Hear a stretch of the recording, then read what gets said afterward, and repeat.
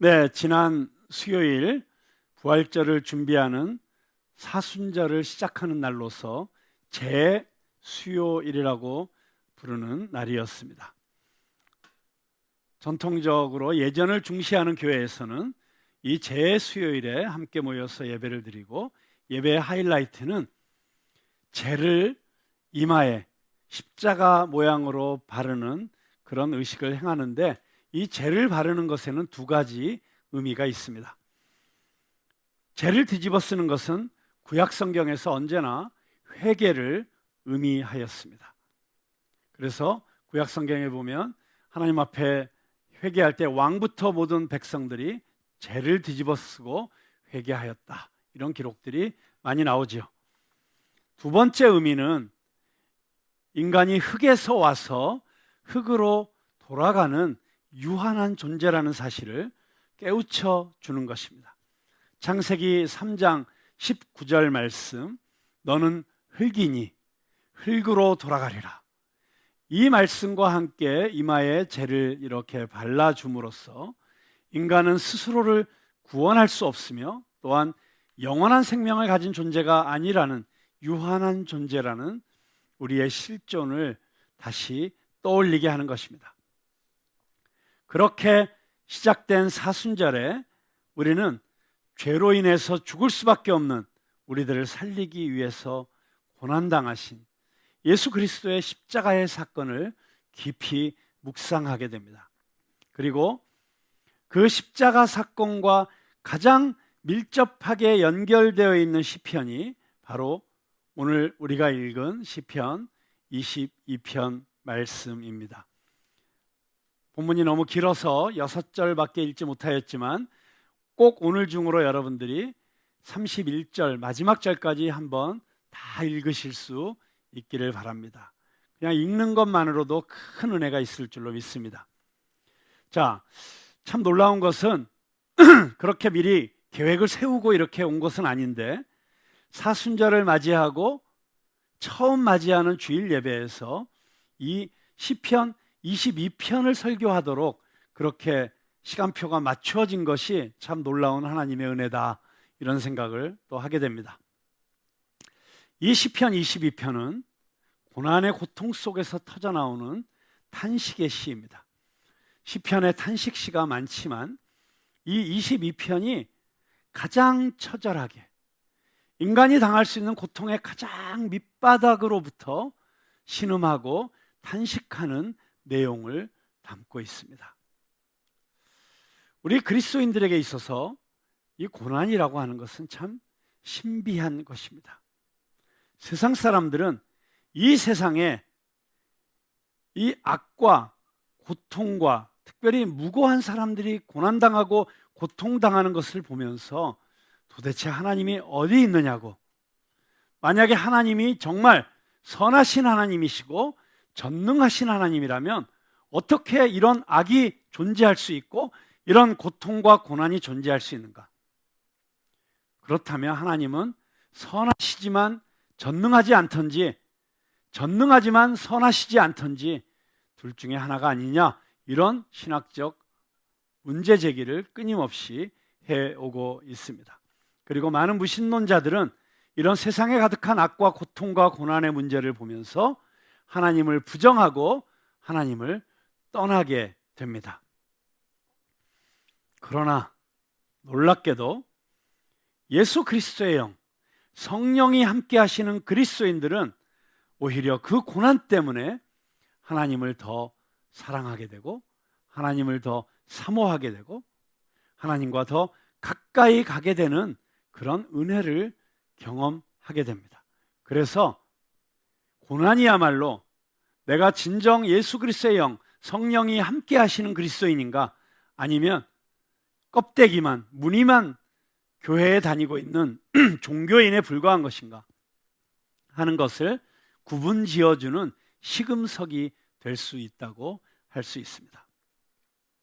사실 모든 신앙의 위대한 위인들의 이야기는 고난이 없었으면 탄생할 수 없었습니다.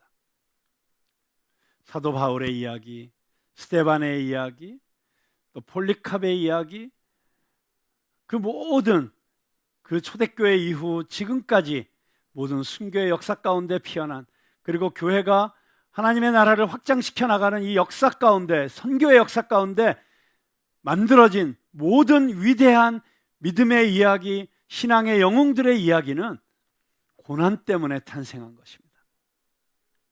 사실 그런 위대한 신앙의 위인의 반열엔 들어가지 못한다고 할지라도 저와 여러분의 신앙을 돌이켜봐도 그렇지 않습니까? 언제 우리의 신앙이 성장했습니까? 고난과 역경을 통과하면서 성장한 것 아닙니까?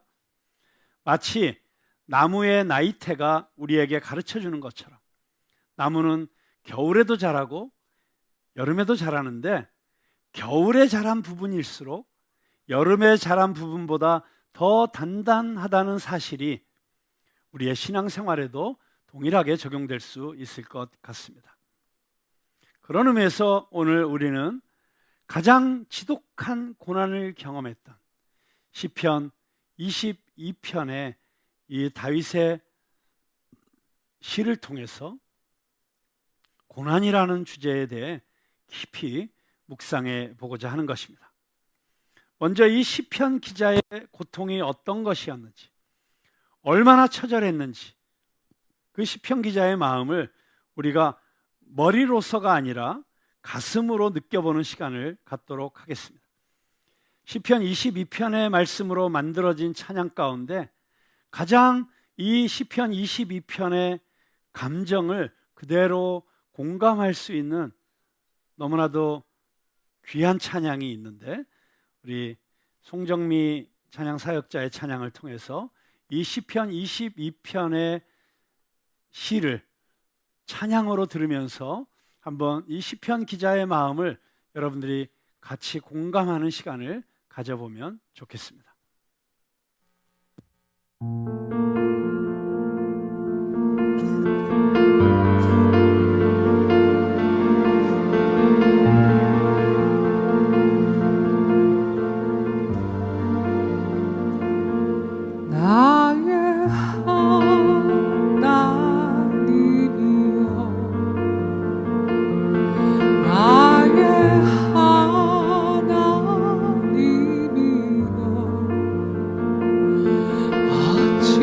하여 나를 버리셨나이까.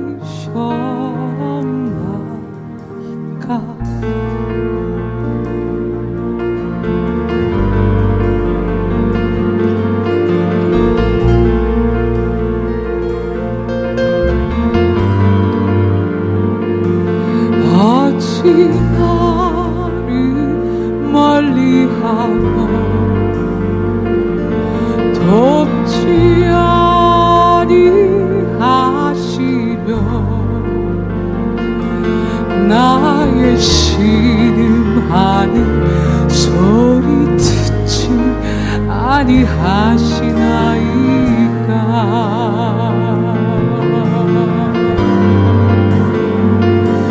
나의 하나님이여, 내가 낮에도 부르짖고 밤에도 잠잠치 아니하오나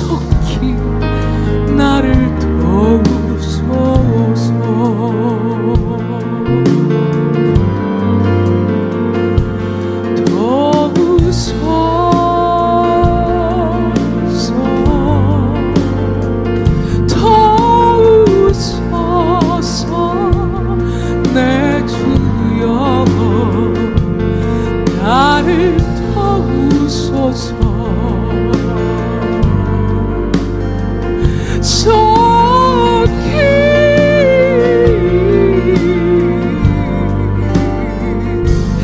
나를 도우소서.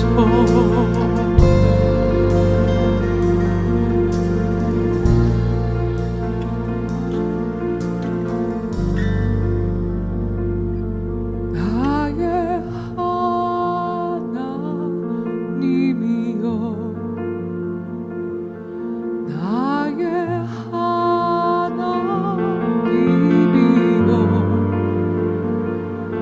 어찌하여 나를 버리셨나이까.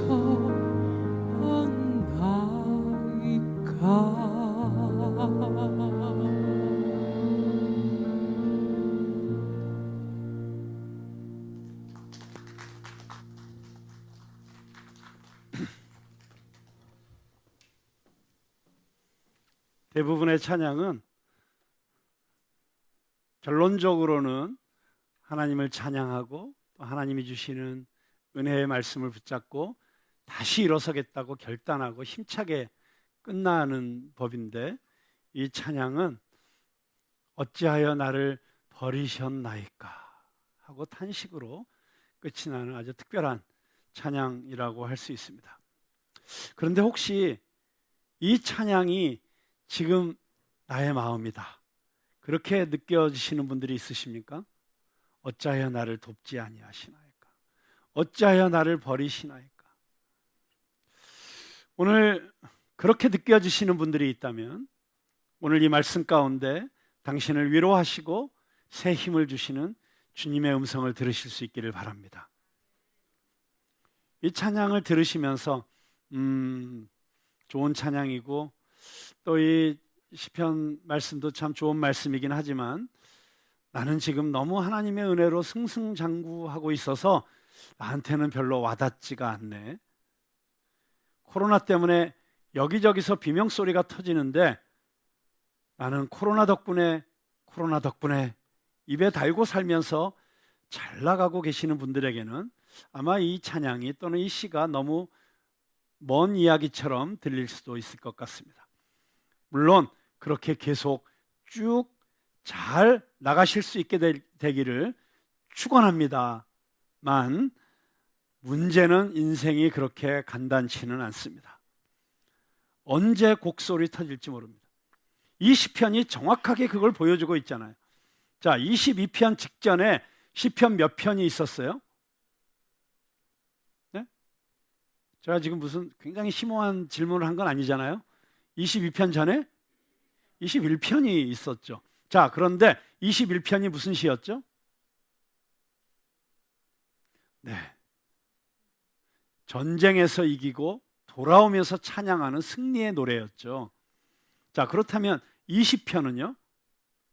20편은 전쟁에 나가기 전에 왕이 하나님 앞에 나가서 제사를 드릴 때 백성들이 왕의 승리를 기원하며 중보기도 하는 기도의 시였죠. 자, 그러니까 20편 기도하고 전쟁에 나가서 승리하고 21편 승리하고 돌아오면서 하나님께 찬양하고 그리고 23편 여호와는 나의 목자시니 내게 부족함이 없으리로다. 이렇게 고백이 터져 나오면 얼마나 좋겠습니까? 우리 모두 그런 인생을 살고 싶죠. 기도하고 응답받고 찬양하고 기도하고 응답받고 찬양하면서 나는 너무 행복하다. 이렇게 고백하고 싶은 그런 인생을 왜 누구나 살고 싶지 않겠습니까? 그런데 승리의 노래 21편이 끝나자마자 22편이 이렇게 시작되고 있습니다. 내 하나님이여, 내 하나님이여, 어찌 나를 버리셨나이까? 어찌 나를 멀리하여 돕지 아니하시오며 내 신음소리를 듣지 아니하시나이까? 근데 사랑하는 여러분, 21편에서 23편으로 바로 가지 않고 22편이 있는 것이 은혜입니다. 왜냐하면 극소수의 사람들을 제외하고는 우리 신앙생활의 리얼리티는, 우리 신앙생활의 진정한 실존적인 모습은 21편 다음에 22편이 나오는 것이기 때문입니다. 미국의 한 신학자가 이런 글을 남겼습니다. 베들레헴에서 예루살렘으로 가기 위해서는 반드시 광야를 통과해야 한다. 광야를 통과하지 않고 예루살렘에 도착했다면 어쩌면 그곳은 예루살렘이 아닐 수도 있다. 우리는 예루살렘이라고 생각하고 도착했는데, 그리고 이곳이 예루살렘이라고 생각했는데 사실은 그곳이 예루살렘이 아니었을 수도 있다는 것입니다. 정말 만약에 광야를 통과하지 않고 도착한 예루살렘이 진짜 예루살렘이 아닐 수 있다면 22편을 통과하지 않은 23편은 진짜 시편 23편이 아닐 수도 있을 것 같습니다. 지난 금요일 저녁에 우리 교회 성도님들 몇 명이 함께 힘을 합쳐서 회사를 시작을 했다고 해서 제가 신방을 갔습니다. 그런데 그 회사 문 앞에 딱 서니까 회사 명패가 걸려 있는데 이름이 푸른나무예요. 푸른나무 클래식. 음악을 하는 회사를 세웠는데 레슨도 하고 콘서트도 하고 이제 뭐 오케스트라도 창단하고 이런 여러 가지 좋은 선한 계획들을 갖고 있는데 이름이 푸른나무예요. 한편으로는 로열티도 안 내고 푸른나무를 썼네, 이런 생각도 들었습니다만 사실 엄청난 믿음의 도전을 한 것이라는 그런 생각이 듭니다. 그러면서 정말 그렇게 얘기하더라고요. 푸른나무라는 이름에 부끄럽지 않은 회사를 만들겠습니다. 자, 교회 이름으로 회사를 냈으니까 우리 교회랑 그냥 운명 공동체잖아요. 그러니 목회자들이 또 성도들이 기도 안 해줄 수 없겠네, 배수진을 친 결기가 느껴졌습니다. 그리고 문화예술을 통해서 복음을 땅끝까지 전하자고 하는 우리 푸른나무 교회의 비전과도 같은 이 회사를 위해서 기도 많이 해줘야겠다, 그리고 우리 성도들에게도 기도를 부탁해야겠다 생각을 했습니다. 그래서 제가 우리 그 회사를 시작하신 분들에게 물어봤어요. 그런데 이 회사 시작하려니까 얼마나 바쁘세요? 그래도 우리 영상으로라도 예배 잘 드리고 있는 거죠?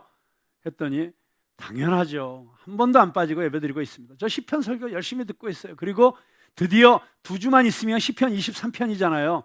저 23편 들으려고 기다리고 있습니다.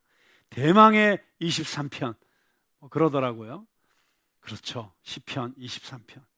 그 자체만으로도 그냥 여호와는 나의 목자시니, 이게 딱 나오는 순간 벌써 마음이 평안해지고 얼마나 좋은 시입니까? 얼마나 은혜가 됩니까? 그런데 시편 22편을 경험하지 않고 23편으로 바로 건너뛰게 되면 우리가 정말 시편 23편에서 이 놀라운 고백을 하고 있는 그 다윗의 신앙 고백의 진정한 의미를 우리가 깨달을 수 있을까? 정말 그 깊이를 우리가 알아챌 수 있을까? 지금 질문을 던지고 있는 것입니다.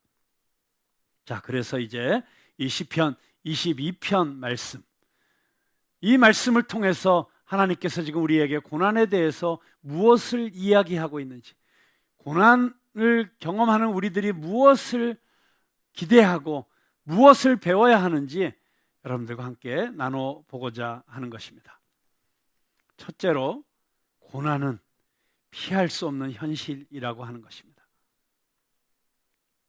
우리가 완전하지 않은 세상에 살고 있기 때문에, 또 하나님을 거역한 사단이 공중권세를 잡고 이 땅의 정세와 권사를 휘두르고 있기 때문에, 그리고 그 사단의 그 영향 가운데서 만들어진 제도와 문화 가운데 우리가 살고 있기 때문에 우리가 이 세상에서 살 때 그리스도인으로 빛과 소금으로 말씀과 진리를 따라 살려고 하면 필연적으로 어려움을 겪고 고난을 겪을 수밖에 없지요.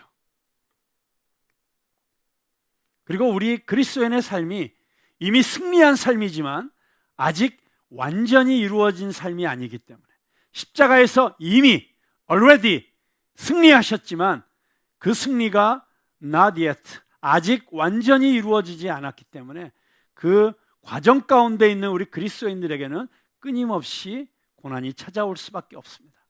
그리고 이 세상 속에서 우리가 복음을 증거하는 삶을 살기 위해서는 이 복음을 환영하지 않는, 그리고 이 복음을 거역하는 이 세상 속에서 고난을 당하는 것이 마땅한 것이죠. 그렇기 때문에 우리가 이 세상을 살아가면서 우리가 어떤 때는 승리한 것 같습니다. 큰 일을 성취한 것 같습니다. 그런데 참 이상하죠? 정말 기도하고 바라던 일들이 이루어지고 승리하면 너무 기쁘고 감사해서 그 기쁨으로 감사로 쭉 가야 될 것 같은데, 이상하게 그런 큰 승리 이후에 더 큰 나락으로 떨어지는 것과 같은 절망이 찾아오기도 합니다. 갑자기 불안해지기도 하고 우울해지기도 합니다. 승리의 기쁨을 만끽할 틈도 없이 다시 불안과 두려움과 염려가 닥쳐옵니다. 인생이 롤러코스터를 탄 것 같습니다. 시편 전체의 흐름을 보아도 그렇고, 그리고 그냥 이 한 편, 시편 22편만 보아도 이 안에서 얼마나 이 시편 기자가 오르락 내리락을 반복하고 있는지, 이 시편 22편을 한 번에 쭉 읽게 되면, 야, 이 다윗이 약간 정신분열증인가? 아니면 최소한 조울증인가? 그런 생각이 들 정도로 천국과 지옥을 오르락 내리락 하고 있습니다. 여기 1절부터 4절 말씀 한번 같이 보세요. 내 하나님이여, 내 하나님이여, 어찌 나를 버리셨나이까? 어찌 나를 멀리하여 돕지 아니하시며 내 신음소리를 듣지 아니하시나이까? 내 하나님이여, 내가 낮에도 부르짖고 밤에도 잠잠하지 아니하오나. 잠을 못 이루고 있는 거예요. 너무 힘들어서. 근데 하나님이 응답하시지 않는 거예요. 얼마나 고통스러울까요? 우리가 겪게 되는 고통 가운데 가장 큰 고통이 하나님의 침묵이지 않습니까? 이렇게 고통스러움을 표현하고 있다가 3절에 느닷없이 이스라엘의 찬송 중에 계시는 주여, 주는 거룩하시니이다. 우리 조상들이 주께 의뢰하고 의뢰하였으므로 그들을 건지셨나이다. 이렇게 찬양을 하고 있어요. 그래서 이 시편 기자가 저렇게 고통스럽게 기도하다가 하나님 응답받고 이제 응답받아서 저렇게 찬송하고 있구나 라고 생각하려는 순간 6절에서 다시 어떻게 시작합니까? 나는 벌레요, 사람이 아니라 사람의 비방거리요 백성의 조롱거리이니이다 하면서 또 자기가 얼마나 비참한지를 또 한참을 쏟아내고 있어요.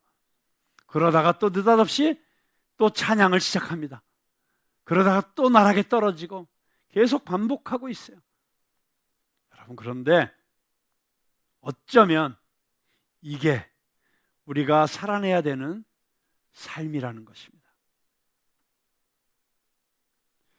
우리 그리스도인들의 삶이 언제나 탄탄대로를 달리고 늘 평탄할 수만은 없는 것이 우리 그리스도인의 삶의 현실이라는 것이죠. 자, 그런데 중요한 것은 우리는 삶의 한 단면만 보기 때문에, 지금 이 순간의 모습만 우리 눈앞에 보이기 때문에 우리는 끊임없이 이렇게 오르락 내리락을 반복하면서 개미 쳇바퀴처럼 그렇게 똑같은 자리에서 뱅글뱅글 돌고 있는 것처럼 느껴지지만, 그러나 하나님의 시각에서 보면 하나님께서는 큰 그림을 보시지 않습니까? 그 큰 그림 가운데서 보면 우리는 계속 오르락 내리락을 반복하고 있지만 끊임없이 올라가고 있다는 것입니다. 그래서 이 우리의 삶의 그래프를 보면 이게 약간 우리나라의 그 부동산 시장의 그래프와 비슷한 것 같아요. 보면 올라갔다가 팍 떨어졌다가 또 올라갔다가 팍 떨어졌다가 그걸 반복하고 있지만, 지난 한 30년, 40년을 보면 끊임없이 올라가고 있잖아요. 땅값도 올라가고 아파트값도 올라가고, 그러다가 푹 떨어지는데 또 보면 또 올라가고 있고. 저는 궁극적으로는 우리나라 부동산 값이 이거보다 더 올라갈 거라고 생각합니다. 뭐 이거보다 더 떨어지진 않을 것 같아요. 왜냐하면 떨어지려면 나라 경제가 망해야 되잖아요. 근데 우리나라는 잘 될 거예요. 우리 하나님이 지켜주실 겁니다. 네, 왜냐하면 이 민족이 땅끝까지 복음을 전하는 민족으로 마지막 시대에 쓰임받아야 되니까. 네. 그래서 하나님께서 이 나라는 잘 되게 해주실 거라고 믿는데, 그러면 오르락 내리락은 있어서 결국은 끝까지 좋아질 거예요. 근데 자, 우리 신앙생활의 모습이 저는 그 그래프와 같다고 생각을 해요. 오르락 내리락 하지만 끊임없이 주께서 우리에게 원하시는 그 완전한 승리, 예수 그리스도를 닮은 성숙의 자리에까지 저 높은 곳으로 우리를 이끌어가고 계시는 중이라고 하는 것입니다. 그런데 우리가 그 과정을 따라서 올라가는 동안에 끊임없이 넘어질 거예요. 끊임없이 실패할 거예요. 끊임없이 나락에 떨어질 거예요. 그런데 우리가 다시 일어서기만 하면, 다시 주님을 붙잡고 일어서기만 하면 우리는 점점 더 높은 곳으로 올라가게 될 것입니다. 그리고 그때 우리가 꼭 기억해야 될 것이 있습니다. 우리가 저 밑바닥에서 넘어지든지 산 중턱에서 넘어지든지 저 산 꼭대기에 거의 다 올라가서 넘어지든지 넘어지는 모습 그 자체는 여전히 당황스럽고 창피하고 부끄러운 모습일 거예요. 또 넘어졌네. 산 거의 다 올라가서 넘어졌다고 해서 넘어지는 모습이 세련되게 폼나게 넘어지진 않아요. 넘어지는 건 여전히 힘든 일이고 고통스러운 일이에요. 그런데 뭐가 다릅니까? 일어서면 다릅니다. 내가 산 중턱에서 넘어졌으면 일어서면 그만큼 올라와 있는 거고요. 산 정상에 거의 다 가서 넘어졌으면 일어서면 산 정상에 한 걸음 더 가까이 와 있는 거예요. 그렇기 때문에 우리는 일어서면 되는 것입니다. 자, 그런데 이제 두 번째 고난을 통해서 우리가 배워야 되는 메시지는, 그렇게 우리가 다시 일어서기 위해서는 우리가 하나님을 더 열심히 붙잡아야 된다는 것입니다. 더 끈질기게 하나님 앞에 나와야 된다고 하는 것입니다. 자, 무슨 이유인지 모르지만 다윗은 지금 엄청난 고통을 경험하고 있습니다. 그 고통 속에서 다윗은 나의 하나님이여, 나의 하나님이여 두 번이나 반복하여 부르짖고 있어요. 왜 그럴까요? 부르짖었는데 하나님이 안 들으시는 것 같으니까 또 부르짖는 거예요. 그리고 2절에 또 내 하나님이여, 얼마나 처절하게 부르짖고 있는지 몰라요.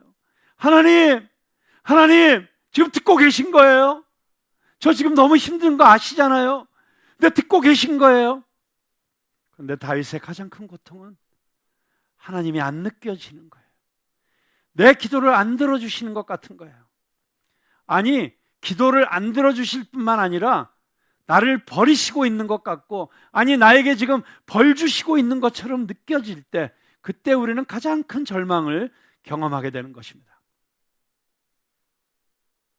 여러분, 지금 이 기도를 누가 하고 있어요? 다윗이 하고 있습니다. 다윗이 왕이에요. 세상의 모든 것 다 가졌어요. 그리고 조금 전 승리를 경험했어요. 그런데 그 마음속에 하나님이 느껴지지 않는 순간 절망이 찾아오는 거예요. 공허함이 찾아오고 불안이 찾아오는 거예요. 이 존재적인 불안과 허무, 이 두려움은 하나님 없이는 절대로 해결될 수 없어요. 그래서 지금 다윗은 나의 하나님, 나의 하나님, 하나님의 임재를 갈망하고 있는 것입니다. 여러분, 세상에서 아무리 많은 것을 가져도 하나님이 없으면 채워지지 않는 이유가 무엇입니까? C.S. 루이스는 인간이 이 땅의 것으로 만족을 누리지 못하는 이유는 인간이 이 땅을 위해서 지음받지 않았기 때문이라고 이야기합니다. 김동호 목사님은 이 이야기를 좀 더 실감나게 표현을 하셨어요. 우리가 온 세상을 다 가져도 우리는 만족할 수 없다. 그 이유는 하나님이 복음 때문이다. 복음이 무엇이냐? 하나님은 우리를 세상보다 크게 지으셨다. 우리가 세상보다 크기 때문에 세상을 다 집어넣어도 여전히 거기에는 빈 공간이 있기 때문에 만족이 없는 것이다. 여러분, 그렇습니다. 어거스틴이 말한 것처럼 우리 인간의 저 내면 깊숙한 곳에는 하나님이 아니면 절대로 채울 수 없는 공간이 있기 때문에 하나님이 우리와 함께 하시지 않으면 우리는 세상에 어떤 것을 갖다 채워 넣어도 여전히 불안하고 허무하고 두려울 수밖에 없는 것입니다. 그래서 인간은 하나님을 만나는 자리에서만, 하나님의 임재 가운데 있을 때에만 완전한 만족을 누리게 되는 것입니다. 여러분, 그 하나님을 만나는 자리가 어디예요? 예배의 자리예요. 하나님을 예배하는 자리가 하나님의 임재를 경험하는 자리입니다. 이스라엘의 찬송 중에 거하시는 하나님, 우리가 찬양할 때, 우리가 예배할 때, 그래서 우리가 이곳에 모여서 함께 예배드릴 뿐만이 아니라 우리의 삶의 순간순간마다 하나님을 찬양하고 예배할 때 우리는 하나님을 경험하게 되는 것입니다. 그리고 우리가 아무리 고통스럽고 힘들어도 하나님의 음성을 듣고 하나님의 임재 가운데 있으면 이 고통의 의미도 우리가 이해하게 되고 다시 일어설 힘도 얻게 되는 것입니다. 그래서 우리는 더욱 치열하게 하나님의 임재를 사모하고 그 하나님의 임재의 통로가 되는 말씀을 더 붙잡고 더 열심히 기도하고 더 열심히 찬양하고 더 열심히 예배 드려야 되는 것입니다. 우리가 신앙생활 하다 보면 기도가 막힐 때가 있어요. 기도가 안 될 때가 있어요. 그렇게 기도를 하고 싶은데 좀 하나님 앞에라도 털어놓고 싶고 속 시원하게 하나님 앞에서 떼굴떼굴 구르고도 싶은데 기도가 안 나올 때가 있어요. 여러분, 그때가 기도할 때입니다. 더 기도할 때입니다. 말씀을 읽어도 건성건성 읽게 되고 눈에 안 들어오고 그럴 때가 있어요. 여러분, 그럴 때 더 말씀을 붙잡아야 됩니다. 성경을 읽는데 잘 안 읽혀지면 드라마 바이블이라도 틀어놓으세요. 성경이 잘 안 읽혀지면 요즘 유튜브에 좋은 설교 말씀이 얼마나 많습니까? 그냥 이어폰으로 귀에 꺾고 억지로라도 설교를 들으세요. 여러분, 22편을 보면 다윗이 지금 얼마나 몸부림치는지 그 상황이 잘 나와 있어요. 다윗은 지금 이 영성가들이 이야기하는 영혼의 밤을 경험하고 있어요. 하나님의 침묵을 경험하고 있어요. 그런데 그 하나님의 침묵 가운데서 다윗은 그냥 포기하고 낙심하고 절망하고 있는 것이 아니라 계속 부르짖고 있어요. 계속 기도하고 있어요. 계속 하나님을 찾고 있어요. 얼마나 다윗이 몸부림치고 있는지 이 22편이 잘 보여주고 있습니다. 상황으로 볼 때는 도저히 찬양이 나올 상황이 아닌데 죽을 힘을 다해서 찬양하고 있는 거예요. 제가 어릴 때부터 늘 저희 아버님이 그 찬양하시는 그 찬양 소리를 들으면서 자랐어요. 저희 아버님이 가장 자주 부르셨던 찬양이 나 어느 곳에 있든지 늘 마음이 편하다 주 예수 주신 평안함 늘 충만하도다 나의 마음속이 늘 평안해 이 찬양을 계속 부르셨거든요. 근데 가만히 보니까 그 찬양을 제일 힘들 때 부르시더라고요. 그러니까 사실 평안하지 않은데 부르시더라고요.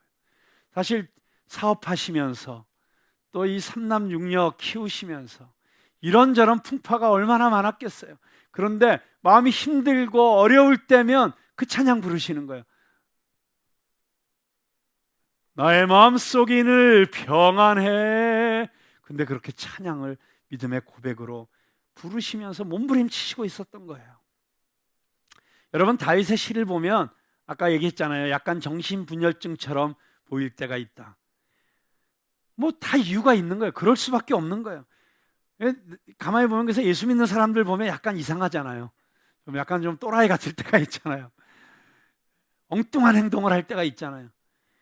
내가 이렇게 힘들어요. 그렇게 쏟아놓다가 내가 사는 길은 하나님밖에 없다.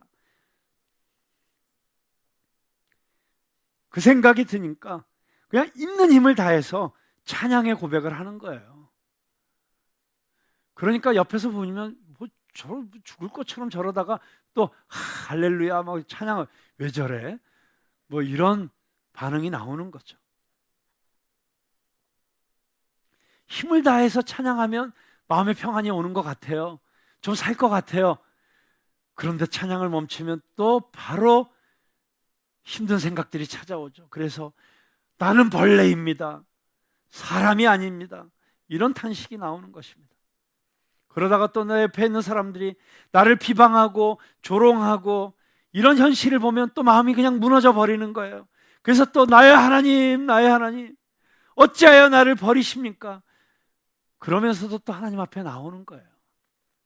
그렇게 포기하지 않고 도망가지 않고 하나님만 더 붙잡고 있으면 놀랍게도 하나님께서는 이 고난을 통해서 우리에게 놀라운 영적인 유익을 주시고 놀라운 축복을 주신다는 것입니다.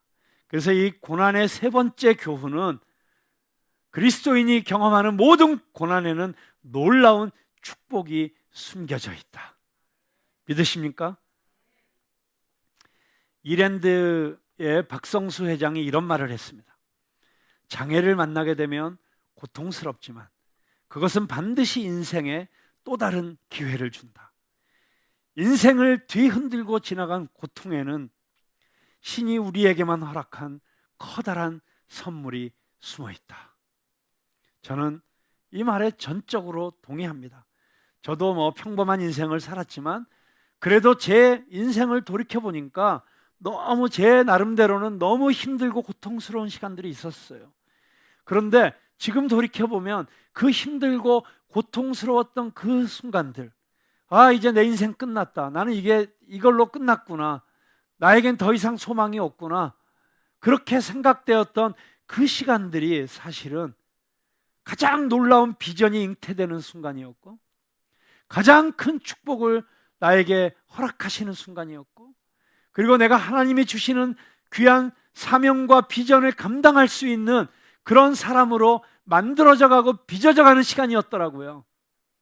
그 시간들이 없었더라면 오늘의 나는 없었습니다. 그래서 이제는 힘들고 어려운 일이 생기면 힘들지만 마음속에 이런 기대가 있어요. 하나님이 또 무슨 축복을 주시려나 보다. 하나님이 뭔가 준비하고 계시나 보다. 여러분 지금 좀 힘들고 어려우신가요? 기대하십시오. 개봉박두.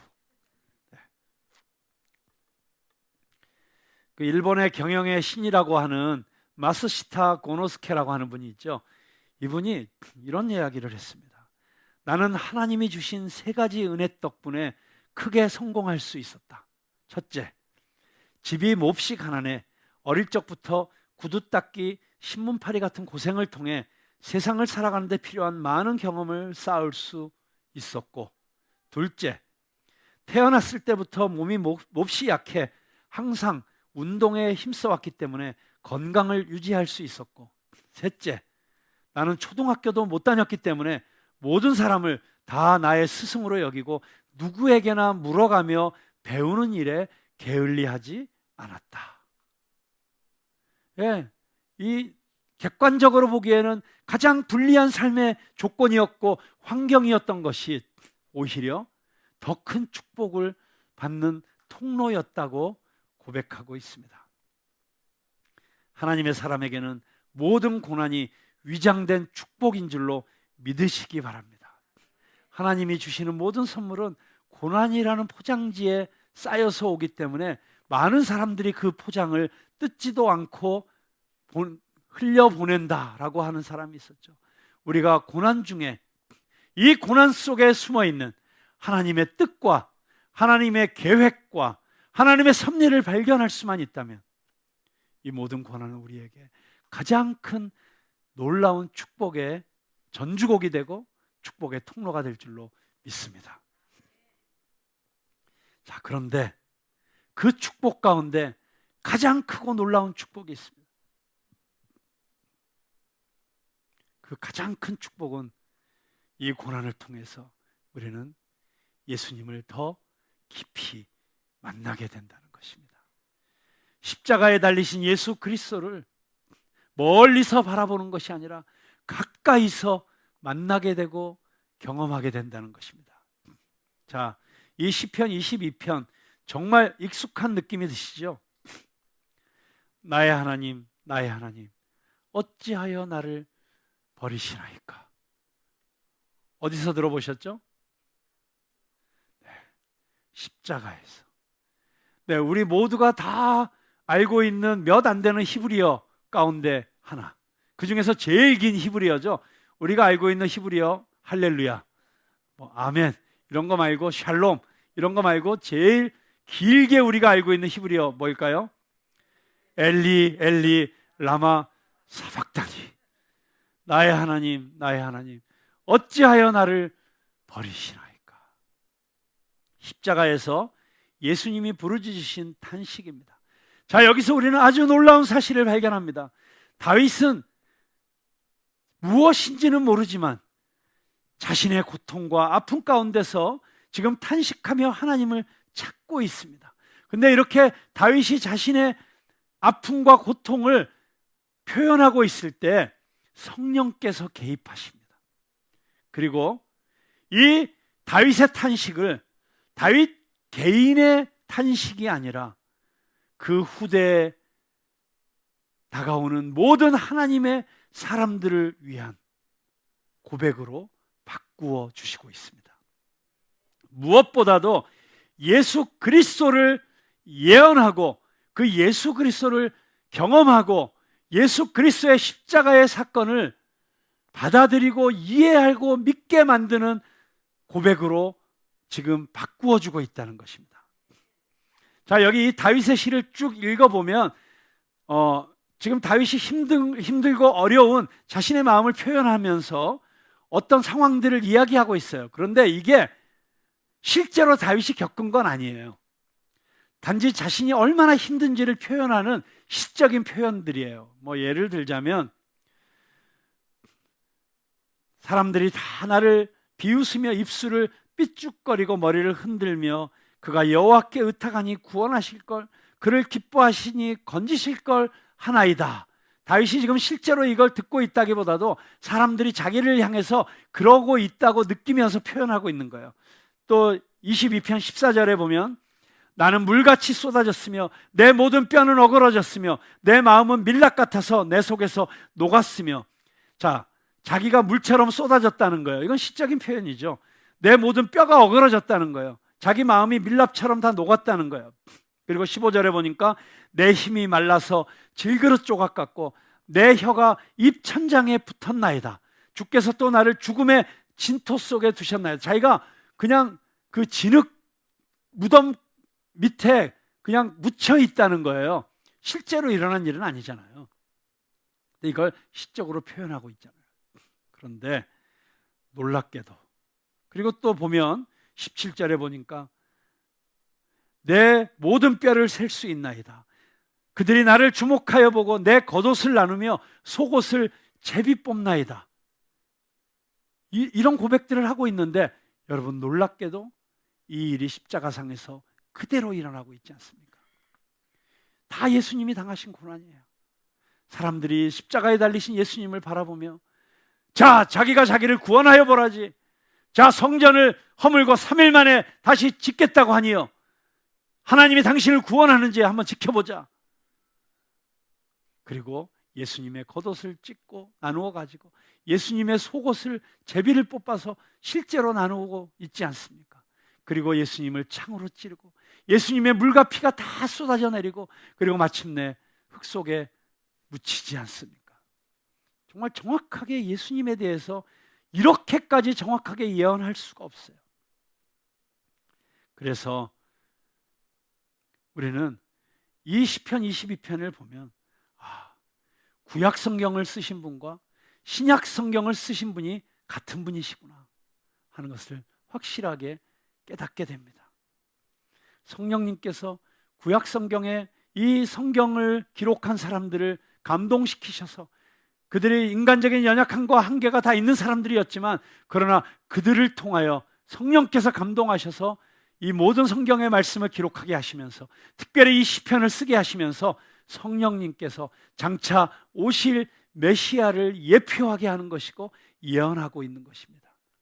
그래서 이 시편은 제가 거듭 말씀드리지만 시인이신 예수 그리스도의 노래이더라고 그렇게 이야기할 수 있는 것입니다. 그렇게 이 다윗의 고백을 예수 그리스도의 시가 되도록 만드신 그 성령님께서 지금 무슨 일을 하고 계십니까?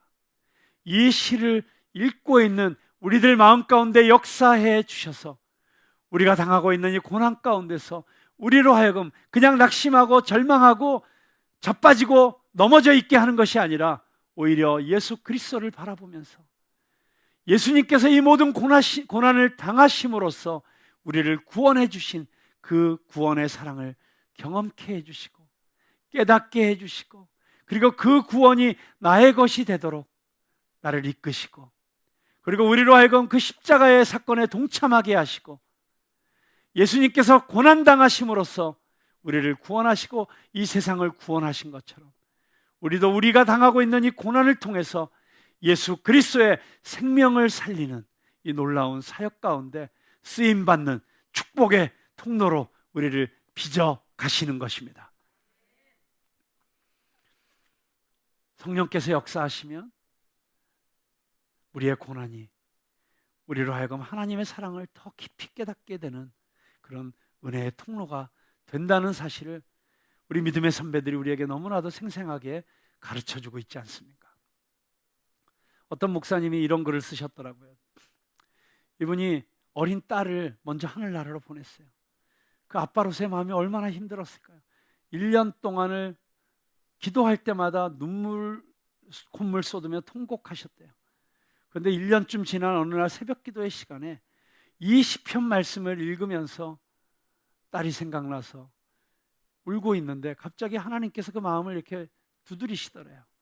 그러면서 사랑하는 아들아, 이제 내 마음을 알겠니? 깜짝 놀라서 주님 무슨 마음이요?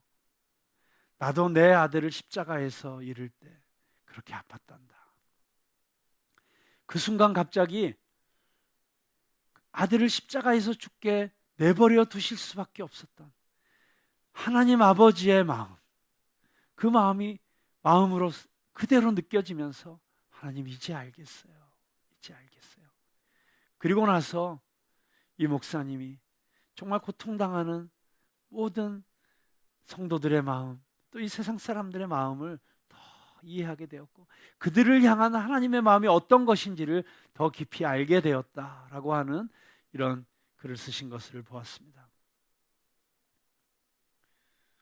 우리가 고통당함으로써 우리가 당하는 많은 유익이 있습니다만 어쩌면 그 많은 유익 가운데 가장 큰 유익은 하나님 아버지의 마음을 알게 되는 것이고 그리고 그 마음으로 우리 이웃들의 아픔을 동감하는 그런 축복을 누리게 된다는 것입니다. 김요한 선교사님이란 분이 계신데요. 이 선교사님이 터키에서 선교를 하셨어요. 근데 선교하실 때 전도하다가 잡히시면 끌려가가지고 고문을 당하셨어요. 여러 차례 투옥되셨고 여러 차례 고문을 당하셨는데 얼마나 심하게 고문을 당하셨던지 그냥 취조도 하기 전에 일단 패고 본다는 거예요. 그리고 뭐 때리고 머리를 벽에다가 쥐어박고 얼마나 많이 머리를 부딪혔던지 기억상실증이 올 정도로 그렇게 고난을 당하셨어요. 그렇게 셀 수 없이 여러 번 감옥에 끌려가시고 고통당하시고 고문을 당하시다가 이제 터키를 떠나셔서 영국에 가서 선교를 계속하시게 되었습니다. 영국에 가서도 박해를 피해서 이주한 터키인들을 위한 선교를 하시다가 그 런던에 있는 터키인들의 교회 담임 목사가 되게 되셨어요. 근데 그 교회를 담임하고 있던 전임 목사님은 영국 분이셨는데 그분이 이 김요한 목사님을 이 터키 성도들에게 소개하면서 이분이 감옥에 여러 차례 다녀오신 분이라고 그 감옥에 여러 번 갔다 온 걸 여러 번 강조해서 얘기하시더래요. 근데 마음이 좀 언짢아졌대요. 아니 처음 소개할 때부터 왜 감옥 갔다 온 얘기만 저렇게 계속 하시나. 예? 우리 푸른나무교회 저 후임으로 새로운 목사님이 오셨는데 전과 7범이십니다. 뭐 이렇게 소개하면 기분 좋겠어요? 그래서 예배가 끝나고 영국 목사님에게 물었대요. 아니 왜 그렇게 감옥 갔다 온 얘기를 많이 하셨어요? 그랬더니 그 영국 목사님이 하시는 말씀이 이 터키 교회에 여기 예배드리는 형제 자매 가운데 터키에 있을 때 경찰서 한두 번 끌려갔다 오지 않은 사람이 없고 감옥에 한두 번 갇혀보지 않은 사람이 없습니다. 또 감옥에 갇혀 있을 때 가족들이 뿔뿔이 흩어지는 경험을 한 사람들도 많습니다. 그런데 그들에게 목사님이 터키에서 여러 번 감옥에 갔다 왔다는 이야기는 그 자체로서 큰 위로가 될 겁니다. 그런데 정말 그 목사님 말씀처럼 이 터키 성도들을 목회를 하는데 그렇게 마음이 잘 통하더래요. 등치가 산만한 한 터키 남자가 상담을 하다가 이 작은 체구의 동양인 목사의 어깨에 고개를 파묻고 펑펑 울면서 그가 터키에서 감옥에 갇혀 있을 때 그 가족이 뿔뿔이 흩어졌다는 얘기를 하면서 목사님은 아시죠? 목사님은 아시죠? 근데 그때 해줄 말이 딱 하나밖에 없었다는 거예요. 네, 알죠. 알지요. 우리 주님께서는 우리가 당하는 모든 고난과 고통을 이미 겪으신 분이십니다. 그래서 주님께서는 오늘도 우리에게 말씀하십니다.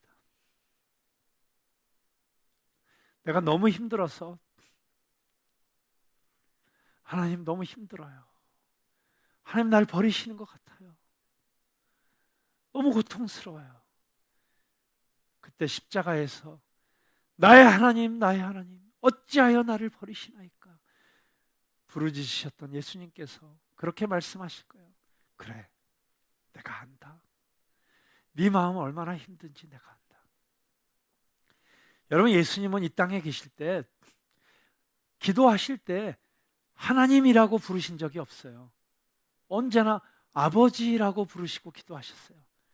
그뿐만이 아니라 아빠라고 기도하실 때도 많았어요. 그만큼 친밀하셨어요. 그런데 십자가 위에서는 가장 하나님이 필요하신 그때 예수님은 아빠 왜 이러세요? 나한테 왜 이러세요? 라고 떼쓰지 못하셨어요. 나의 하나님, 나의 하나님이라고 어쩌면 굉장히 거리감 있는 호칭으로 하나님을 부르셨어요. 그것은 예수님께서 하나님의 독생자 아들로서가 아니라 죄로 인해서 죽을 수밖에 없는 우리 모두를 대신해서 형벌을 받고 계셨기 때문에 나의 하나님이라고 우리를 대신해서 부르짖을 수밖에 없었던 것이죠. 우리가 영혼의 밤을 지나면서 고통 가운데서 목마를 때 내 진액이 다 말라버리고 입술이 천장에 붙는 것 같은 그 순간에 주님, 저 목말라요. 목말라요. 그때 주님께서는 십자가 위에서 내가 목마르다 외치셨던 그분께서 우리에게 생수를 주시면서 말씀하십니다. 내가 너에게 주는 이 생수를 마셔라.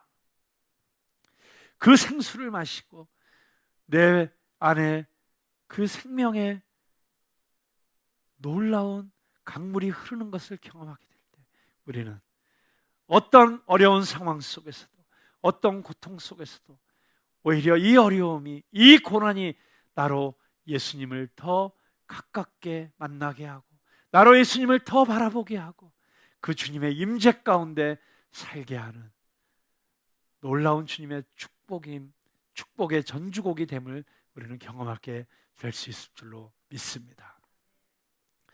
여러분, 코로나 때문에 너무 힘드시죠? 어렵죠? 끝이 있습니다.